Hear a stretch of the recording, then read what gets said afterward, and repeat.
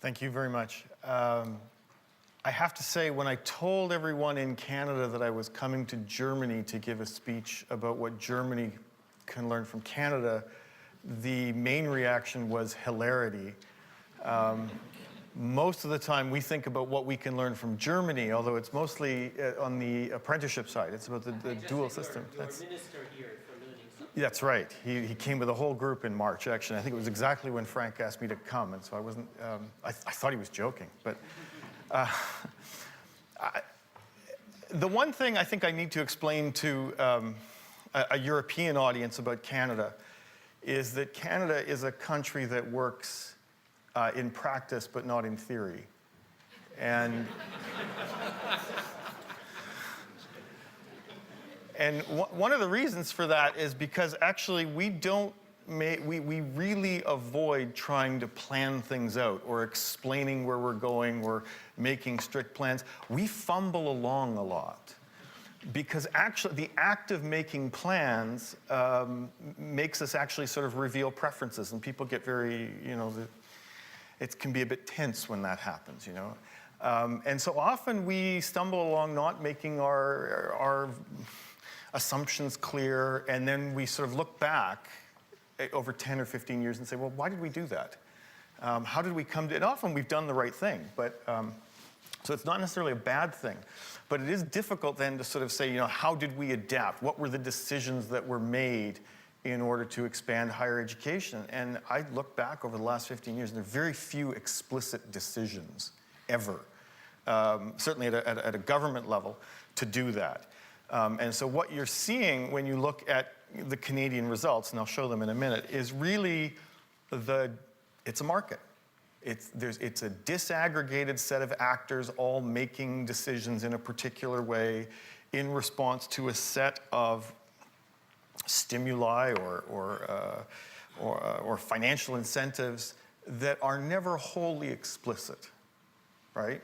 We understand they're there. We don't understand where they're always coming from. Let me explain a little bit more. Canada, I guess we're about the same age as Germany. 1867 was when we came together. There were a lot of heavily armed Americans to the south. They were just coming out of their Civil War, and we thought it would be a good idea if we would be one country instead of a bunch of small colonies. The main problem we had was that the two largest, they were originally two colonies. By then they'd been fused into what was called Canada West, which is now Ontario, and Canada East, which is now Quebec. And we had a funny system, which was that anything that went through the Parliament had to have a majority in both Canada West and Canada East, right? Which was fine as long as both sides had about the same population. But of course, after 1763, there wasn't a lot of migration to the French part of Canada, to Canada East, and so gradually Canada West was becoming larger and larger. And they said, we want representation by population. And the fundamental deal that allowed Canada to be made, to become a country, was when Quebec said, okay, you can have representation by population at the federal level, but we're going to be a federation. We're not going to be a unitary country. We're going to be a federation, and education is always, always, always going to be a provincial jurisdiction, because we are not letting your dirty Anglophone Protestant hands on our nice French Catholic education system. That's it. That's the deal. That is how Canada was born. And it was born on the understandings. So we don't have a system of education. What we have is 10 systems of education. And they are not as uniform as yours are at the level of the lander. The systems look pretty similar until you get to about year 9, until you get to about 15, 16 years old. And then it becomes a little bit more complicated because Quebec has quite a different system. The university systems are nearly identical, right? Where the systems really different are what we call college. And these are kind of like American community college, but they're always, they're also a little bit more vocationally oriented, what you call Berufsacademy. There's a little bit of that. There's even at some of them, they look a little bit like your Fachhochschule. So there's a little bit of all of that. And the balance between those three elements can differ from province to province. And that's where the real variety in the system is. So in Ontario, It's a very professionally oriented, I would say it's closer to a Fachhochschule model in British Columbia and Alberta. There's a much more the American model that there's a lot of transfer to university. That's the idea is you do the first 2 years there, but it's also very professionally oriented. In Quebec, you only do 11 years of primary and secondary, and then everybody does 2 years of college, which can either mean a preamble to going to university, or it can mean something more like the Berufsakademie. In most of the other provinces, they tend to be a little bit more vocationally oriented. We do have apprenticeships, but they're not part of the secondary system. We consider them part of the post-secondary system. Most of the people who end up in apprenticeships are older, they're 21, 22. The balance of work training and in-classroom training is much heavier on the work training in Canada than it is here, so it's not really part of the institutional system. And that mostly looks the same from province to province, although again, Quebec is a little bit different. So that's as much as I'm going to bore you with about our federal system. I'm going to try and be as general as I can from here on out. Who pays for what? This is important. Who pays the piper in higher education is a very big deal because they're setting the institutional parameters. Well, depending on which province you're in, and depending on if you're at the college level or the university level, governments are paying anywhere between about 30 and 85% of the bill in higher education. So it can be very small amount, can be very tuition dependent, as it is in Nova Scotia and Ontario. And it can be very government heavy if you're in college in Newfoundland or Quebec. Quebec, it's 100%, I guess, at the college level. Most of the funding comes from provincial governments, and it comes from their own source, their own tax revenue. There is notionally, our federal government transfers, I think in total, about $40 billion a year to the provinces for a variety of reasons. It can be for health, it can be for welfare, it can be and these are all historical anomalies. These are things that grew up in the years after World War II when our welfare system was growing.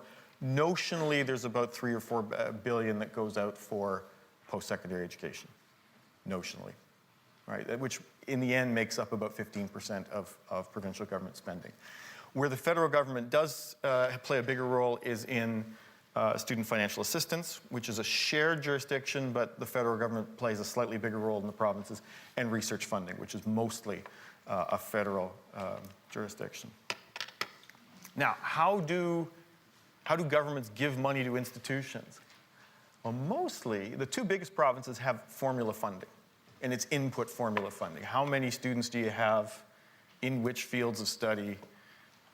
And that's sort of 65, 70% of the system is based on that. So if you're in medicine, you get more money. If you're in engineering, you get more money. If you're in business or law, you get less money per student. Most other provinces use a historical funding model. They simply say, you know, this is somewhere in the depths of time, they figured out what the balance of money was that was going to different institutions in their province. And they simply say, well, whatever you got last year, everybody's getting 2% more, or everybody's getting 2% less. And depending on what kind of year we're having. Very few strings attached to that money. Almost none. And the strings that do exist are mostly around reporting. So institutions in Canada have a great deal of financial autonomy. They can carry money over from year to year. They can, there's almost no government strings attached to what the institutions can do with that money. And there is no notion of places. So this idea that you're getting money for this amount of money for this number of places in your institution, that's not the way it works. We're giving you this much money in respect of however many students you had last year. If you want to go add more students, because at the margin it makes financial sense for you to do that, and this is where tuition fees start to play a role, then the institutions will do that. And so the incentives in the system tend to be incentives towards growth. Right? I don't get more money for every student I get necessarily because the pool is fixed. The government says I'm going to give $4 billion this year. And I'll divide it depending on the division of students from the last 2 or 3 years. So adding more students doesn't necessarily get you more money. Adding more students than everyone else in the system is adding gets you more money. Growing faster than the average means you get a bigger piece of the pie. The pie will be shrinking per student at that point, but you will still get a bigger piece of it. That plus tuition fees is what creates the incentive for growth at an institution. And as you can imagine, that incentive works a lot better where the tuition equals where the additional money equals the marginal cost of the student, or exceeds the marginal cost of the extra student. So it works better in some fields than in others, right? Universities don't add a lot of places in medical school. They're reluctant to put them in engineering. So it does create a bias towards creating spaces in cheaper fields of study, okay? I'm going to talk about student assistance just very briefly because you're going to see that Canada's done something very, very strange with its student assistance system over the last 15 years. We have lots of different ways of getting money to students. So we're known internationally as a place where tuition fees are relatively high. So it's about $5,000, $6,000, 4,000, 4,500 euros a year per student. And in a 4-year undergraduate system, that adds up. We give out money, a lot of money via the tax system. And so in that sense, actually, Canada and Germany are very similar. So you have the system where money is going to parents up to the age of 26. They get a tax break. We get something, it's different, but the size of the subsidy is pretty similar. We have grants, we have loans. Something like 50% of our students getting some kinds of student assistance, which I think is significantly higher than what you have through the BAföG. Some of those loans are not loans. We forgive them. If you have too many loans, then we just say, well, you don't need to pay this back. We try and cap debt. We have scholarships. We have savings incentives. If you save for your children's education, we will pay you to do it. For every dollar you put in, we will give you 20 cents into these registered accounts. So there's lots and lots of money going out through this. And some of these measures are more done by the federal than the provincial system. So that's the financial environment that we're working in. Right? Those are the incentives. That's what happens to students when they move in. Those are the subsidies they receive. And you want to just look very briefly at what happened to our system overall. Our university system, that is our undergraduate system, went from a system of about 550,000 full-time equivalent students to about 850, 900,000 full-time equivalent students in the space of about 12 years. From about 1999, that's when the numbers really start to move, to 2011. That's how big the system grew. Now, some of that is international students, so it's not domestic, right? So a small chunk of that is international students. But that's a very big number. And so we've gone from a system of about 1 million students overall, full-time equivalent, to 1.6 million. And that's mostly participation rate increases. Some of that reflects a slight change in population. You'll see that in a second. But most of it is just pure participation rate increases.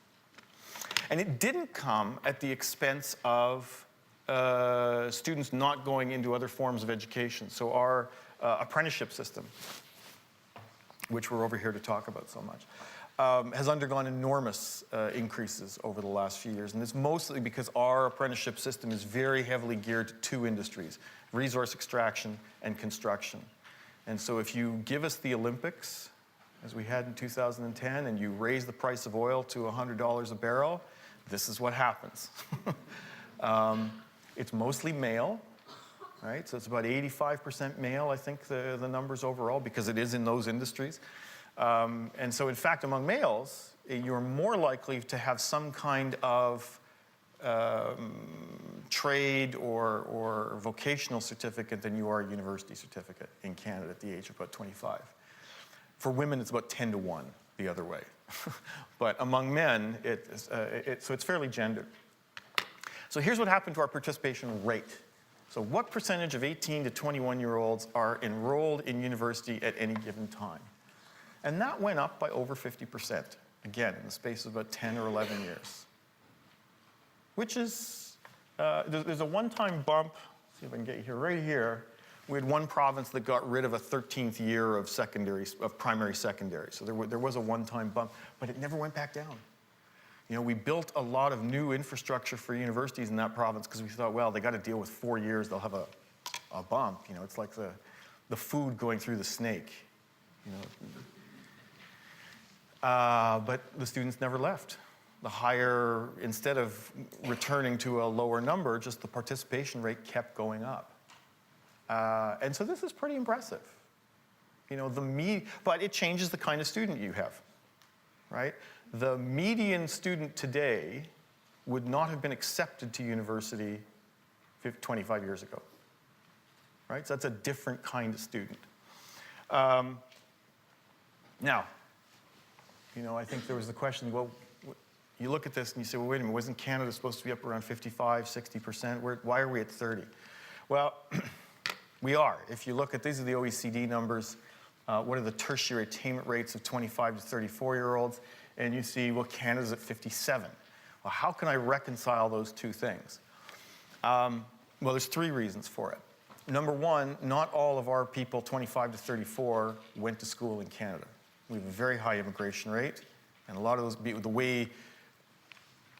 because of geography, we have the luxury of being able to choose our immigrants much more than some other countries, and we tend to choose more educated immigrants. And so that's part of the gap. Another part of the gap is that our students don't all go to school between 18 and 21. We have a much longer tail of students going on to tertiary education in their mid to late 20s, and so much more so than in Europe. So we're much more like the Americans that way. And as a result, you know, the fact that we only have 30% going between 18 to 21 doesn't mean that it's 30% by the time you get to age 25. But the third reason is that actually we have a lot of our post-secondary, our tertiary education system is in fact 5B. So this is the more professionally oriented part of this is the ISCED definitions of higher education. So what we call 5A, higher education, bachelor's, master's, you know, that's a little under 30% for us. So that number's still going up. That blue area, that's what what you would call the university zone. That's still going up in Canada. But we have a very large number that have very short degrees. So 1 year, on average 2 years, 1, 2, 3. A lot of that's being caught in the 5B. So that's why there's a bit of a difference. Now, what happened to the student body when the numbers grew? Well, the percentage of females in the system increased. Right? So we went from about 52, 53% female to about 58% now.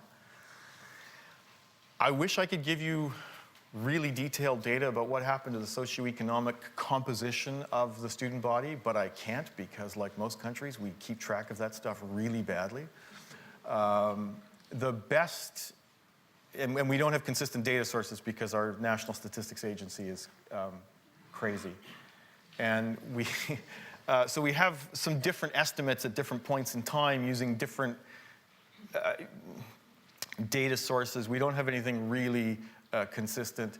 To the best of our knowledge, it looks about the same as it always has. There's about a 20 or 30% gap between the rates of attendance of families from, say, $100,000 and over versus those at $50,000 and under.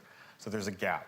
It's a smaller gap than you would find in most European countries, but it's a gap and it's a persistent gap. But if you look at some of our more marginal populations, Aboriginal student numbers, they've increased significantly, and that's a good, from a very low base, but so that's very good news. Students from visible minorities gone up, way, way, way up, and it's not just, that's partly an immigration issue. The children of immigrants are far, far likelier to go to university than domestically born youth. Far likelier. It's about 2 to 1. Once you hold everything else constant, but again, that's partly we choose who comes into the country. You get a certain type of person. That's part of what's happening there. So that's what happened. Now, there's a question about where the money went, right? Like, how did we arrange ourselves financially for this to happen? And the quick answer is we threw a lot of money at this problem. We threw a lot of money at this problem. We went from being a system of, these are constant dollars, by the way, I believe they're 2011 dollars, but we went from being a system that was about $16 billion a year, and this is just the universities, I should be more precise, to a system that's about $32 billion a year, $33 billion a year. That's big. And as you can see, some of it came from government, and some of it came from students, and some of it came from institutions generating their own income. Stayed about the same. So you hear people, if you go to Canada, I'm sure you hear, well, it's all being done on the backs of students, and it's tuition fees and all the rest of it.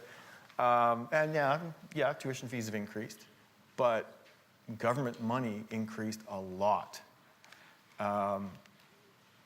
So much so that if you take into account what we're spending, all the different forms of income, again, we've gone from having about $23,000 a student to about $32,000 a student, total income. Operating grants about 60% of that, 65% of that. So if it's sheer operating grants, it's about $20,000 per student. But we have more money per student now in the system than we did 15 years ago. And there are not many countries who expand education, expand access the way we have that have seen this happen. Sweden, Norway, maybe, I think. I don't think anybody else has ever done this before. And as you can see, the fact that we had rising fees throughout this period, it didn't change anything, right? So part of the increase in fees that you're seeing is increased numbers of students, and part of it is that we have increasing levels of fees. And you can see that the fees and the rate are going up at about, the participation rates are going up at about the same rate. But here's something we don't really understand. Again, so we have to think of our tuition fees as being a really complicated voucher system. And again, none of this was planned. None of this was planned. If you asked somebody back in the year 1999, what's going to happen to your student aid system, they'd probably say it's going to stay looking like about this. But what you see over time is the tax credits increase in value. It became a political fad for provinces and federal governments each to increase tax credits for a while. Grants have increased enormously. The CESG, which is the Canada Education Savings Grants, that's when we pay you to save for your kids' education, those have increased enormously. And what all this means is that all those increasing fees have effectively been paid for by government. Right? So that top line there, that's fees. These are real dollars. Net fees that's tuition minus whatever grants we give out.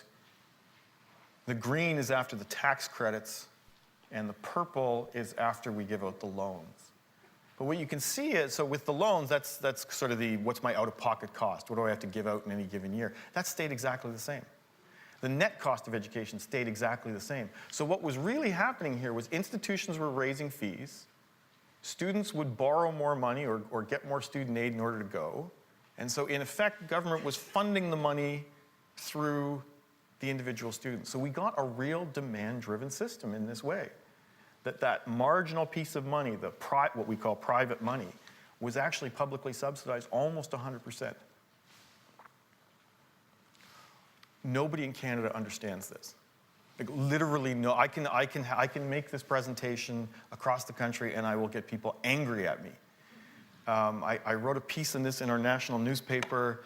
I said the problem is we don't think this is happening because these are hidden subsidies. And I got angry letters saying, you must be lying because I've never heard of these hidden subsidies. I thought about that a minute and I said, wait, what part of hidden don't you understand? We've had very little, and so if you look at it just in terms of, and we've also had rising incomes, right? That's the other thing, is that we have a very good decade economically in Canada. And so if you just look at what students are actually, and their parents are actually paying to go to school, it's stayed pretty constant between 4.5% and 5% of income. So there's no increase in cost here. It's mostly been borne by government.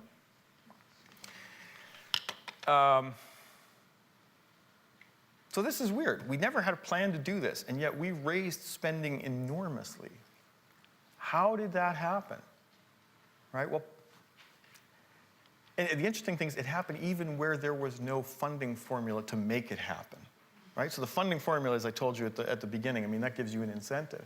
But even in the provinces where there is no funding incentive specifically, right? It's not written down. The fact is, as long as I can convince the government that I need another 5% next year because I have more students this year, and because look at those other provinces that are giving out 5% a year, in practice, the universities still have that incentive at the margin to grow. Even if it's not written down, even if it's not in a formula, they have the incentive to grow. And here's why. So let's just look at the yellow bit here. This is our age pyramid for 2011. This is what we call the baby boomers. And they vote.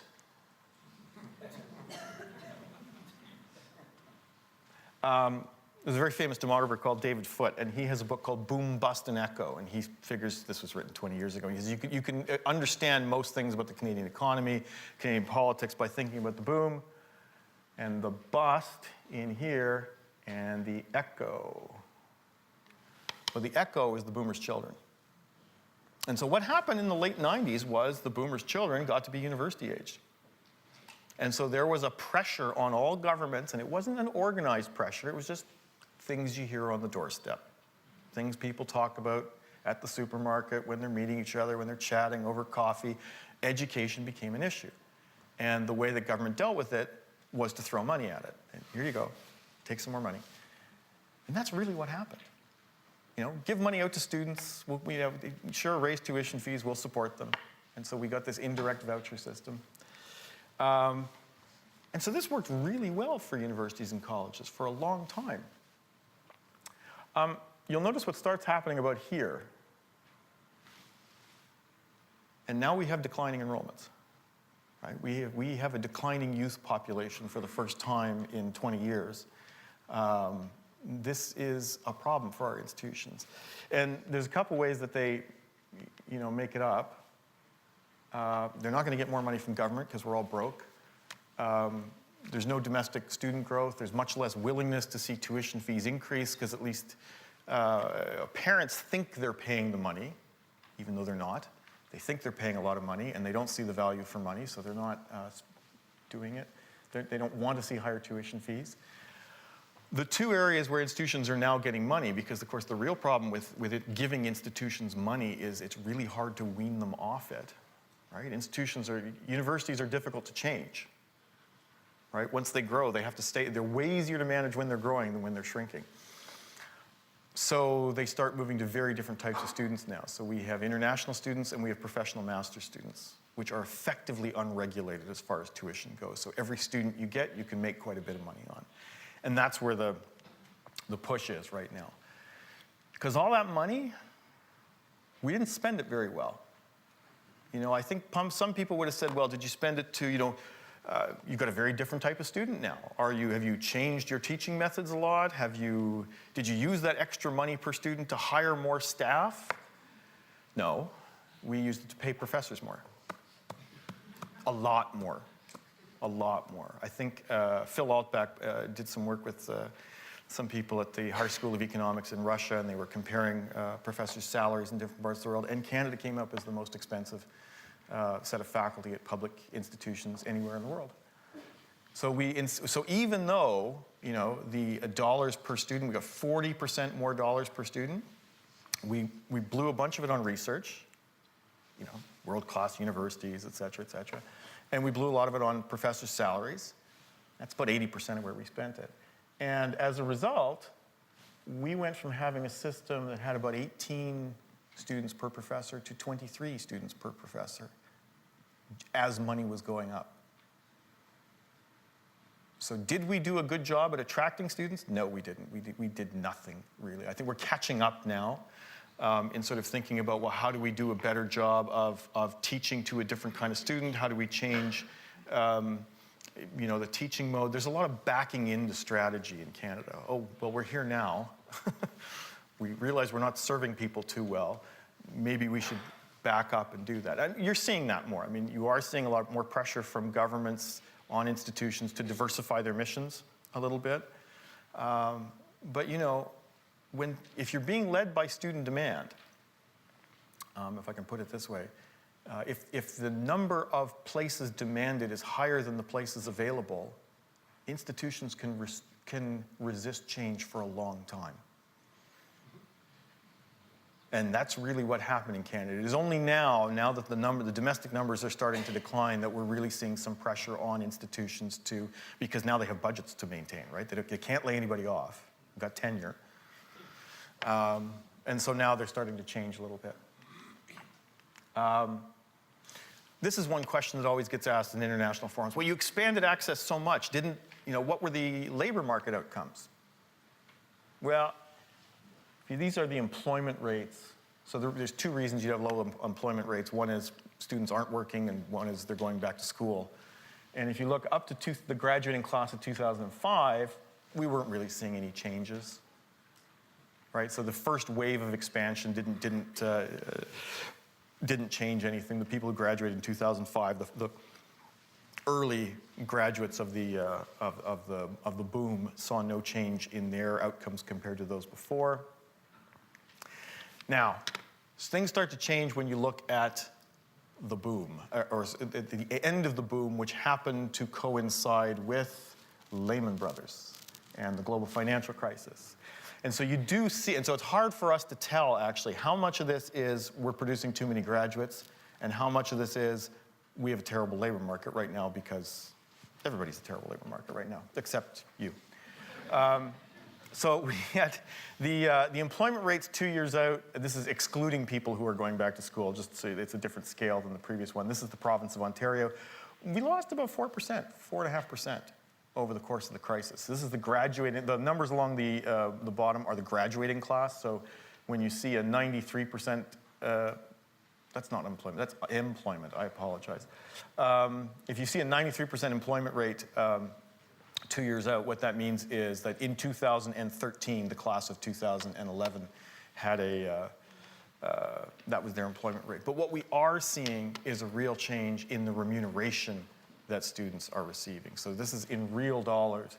We are seeing big falls in the humanities, in physical sciences and life sciences, and it's the engineers, basically, and computer scientists who are keeping their money. So if you think of this as a labor market effect, and again, we don't know how much this is financial crisis and associated labor market problems. We don't know how much there's a lot more graduates than there used to be. But I will tell you one thing, and this again is one of those issues where we have to back into strategy. Students are starting to notice these different outcomes. So this is, for the province of Ontario, what percentage of applications are going to each broad field of study. And what you see is engineering is on the way up, and arts is actually really quite sharply on the way down right now. This is a problem if your academics are tenured, right? Because if this were a business, we could just, hey, we'll hire more engineering profs and we'll get rid of some of the arts profs. You can't do that in our system. And our professors, our tenured professors, are making $100,000, $150,000 a year. Throw in another, 33% for benefits. They're expensive, and we can't move them around. This is causing chaos in our system right now. And it is the big issue for the next 2 or 3 years, is institutions trying to figure out how do we adjust to changes in demand at the field of study level. Because the game we've been playing for the last 10 years is let's just stuff them into the low cost fields of study. That's how we did it. And now students are saying we don't want to do that anymore. Yeah, it's very, very difficult to do. And this is, so I think this is where the crunch is coming in the Canadian system. This is where you'll see all the political action for the next 4 or 5 years. Let me just leave you with 3 things before I stop. Why did we grow? Because we funded it. We gave institutions the right. Our institutions are free to reject or accept students as they want, and we gave them a set of financial incentives to which they simply couldn't say no. And they added students, and added, and added, and added, until we had a 50% increase in access, which, that's a good thing. And we found out that by and large, the labor market is capable of absorbing these students. We still have a 92% employment rate, 93% employment rate coming out of university. And they're making, you know, in some fields of study anyway, they're still making a pretty good living. In others, we're worried about it. But you know what? Demand takes care of that eventually. We're seeing students respond to the poor labor market outcomes of humanities and social sciences graduates, of graduates in the physical and life sciences. They're not going into those programs anymore. Where they're going are professional programs, engineering, nursing, social work. And that's great, okay? The market works. Takes a few years, but the market works. It takes a few years is a problem, right? Because you need engineers now, but it takes about 8 years to create an engineer between you know, getting them through university and having them take the right courses in secondary school to go. It takes a long time, so markets take a while to clear. And so all that's great. The problem is, now we're beyond where economics can take us, and now we're into where the sociologists will take us, which is, how do you get institutions to change? Just because you gave them money, just because they admitted more students, doesn't mean they're going to change their practices. Doesn't mean they're going to be more student-centric. Doesn't mean they're going to be more efficient. There's a lot of things that go into changing institutions to be able to handle these new students, to do a good job teaching these students, and to give them the skills they need that will work in the labor market. We didn't do that. This is a boom that we wasted. As a university sector, I think we wasted it. Gradually, we'll figure out what we're supposed to have done, and we'll do it right, maybe in 5 or 10 years, but we haven't done a fantastic job of it. And I think that's key. So whenever we talk about the incentives that you have, you know, and whether or not you can make institutions grow, I really think it is getting institutions to grow is not difficult. Getting them to change is difficult. And money alone doesn't do that for you. So thank you very much. I really appreciate the chance to speak to you, and I look forward to the discussion to follow.